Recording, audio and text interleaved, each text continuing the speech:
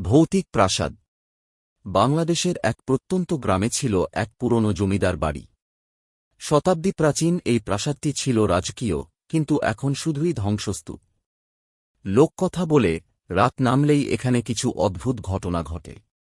একদিন ঢাকা থেকে একদল তরুণ গবেষক এল এই ভুতুড়ে প্রাসাদটি নিয়ে গবেষণা করতে।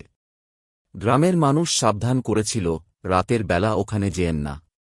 ওখানে জমিদারের পরিবারের অভিশপ্ত আত্মারা ঘোরাফেরা করে, কিন্তু তারা সাবধানবাণী উড়িয়ে দিল। সেই রাতেই তারা লণ্ঠন হাতে প্রাসাদে প্রবেশ করল।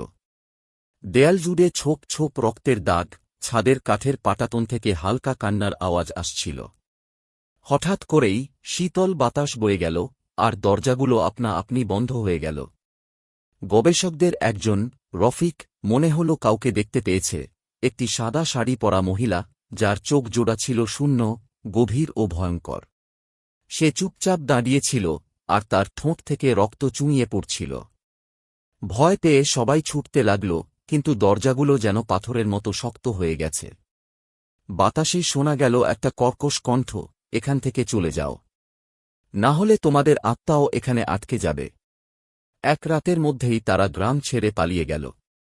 পরের দিন সকালে গ্রামের লোকজন প্রাসাদের সামনে পেল একটি পুরনো চিঠি, যেখানে লেখা ছিল, আমাদের মুক্তি দাও, আমরা বন্দী চিরকাল।